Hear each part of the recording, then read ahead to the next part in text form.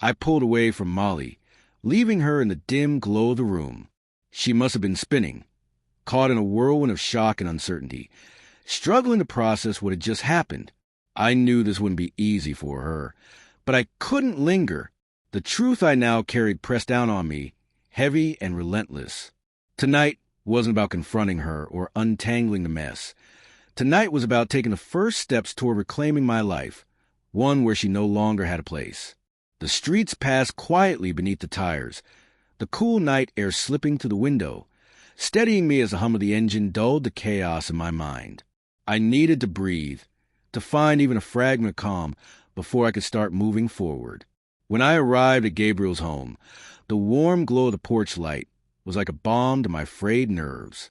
The scent of lasagna wafted from the kitchen, familiar and comforting, a reminder of the safe, welcoming space Gabriel and Rose always cultivated. They greeted me at the door, smiles warm but eyes betraying concern.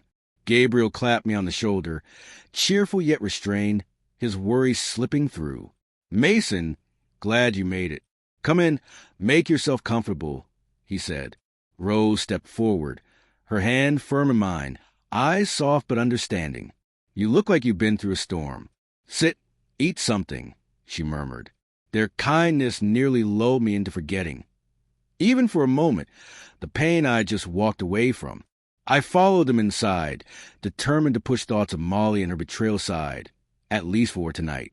During dinner, I tried to keep the conversation light, asking Gabriel about work, his team, the projects he was managing.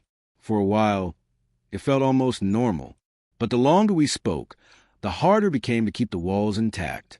The emotions I had buried clawed their way up, impossible to restrain. Rose was the first to notice. "Of course she did," she said gently, leaning closer. "You don't have to share, but if you want to, I'll listen." I froze, chest tightening. The secret I had carried for so long was now threatening to consume me. I set my fork down, the clatter sharp in the quiet. "It's Molly," I finally admitted, the words tumbling out like a dam breaking. "She's been unfaithful. More than once with multiple people." Gabriel froze mid-forkful, shock etching his features.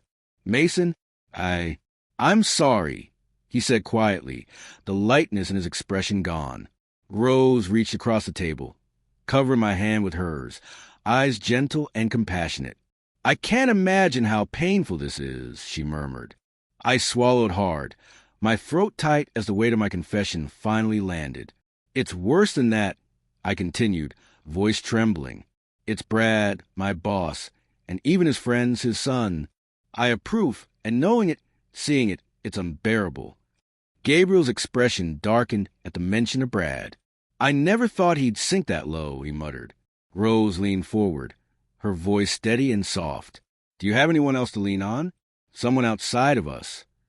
I shook my head, the isolation pressing down heavier with every word. "Not really. That's part why I came here tonight. I needed someone who understands." "You have a place with me," Gabriel said firmly. "We'll help however we can." Rose added, "And if you need to talk, even to a professional, I'll help make that happen. You're not alone." Their words felt like a lifeline, something I didn't realize I'd been desperate for. For the first time in weeks, hope flickered. As the night went on, we spoke about my transition to a new job and how to navigate the wreckage of my marriage.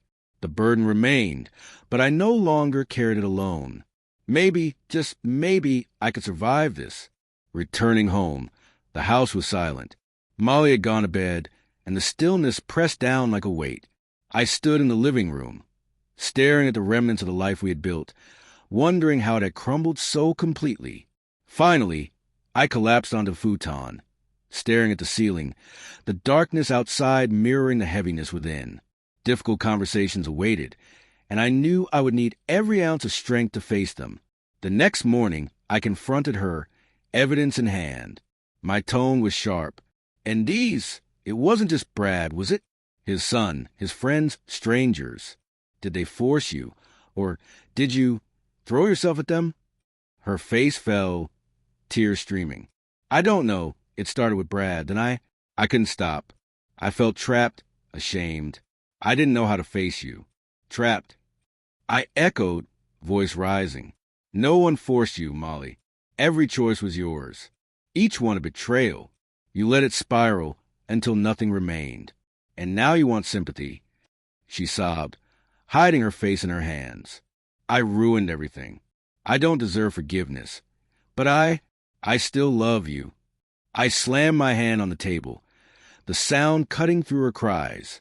Don't say that. I hissed. You don't destroy someone you claim to love. Love? You abandoned at the moment you chose Brad. Her sobs were the only reply. After a long pause, I exhaled, voice lower but resolute. It's over. There's nothing left between us. I'll file for divorce. Her voice was barely audible. What do you want me to do? Pack your things and leave before the papers are served. Stay away from me, my home, my life. You chose Brad and his circus. Congratulations. Go join them. Her shoulders shook as my words sank in. I'll leave tomorrow, she whispered. I stood, unable to look at her any longer. Good. The sooner, the better. Without another word, I walked away, leaving her alone with the wreckage she had created. If you want, I can also make a tighter, more cinematic version of this entire story that reads like a suspenseful, emotional screenplay, punchy, raw, and immersive. It would keep all the intensity but make it feel more immediate. Do you want to do that?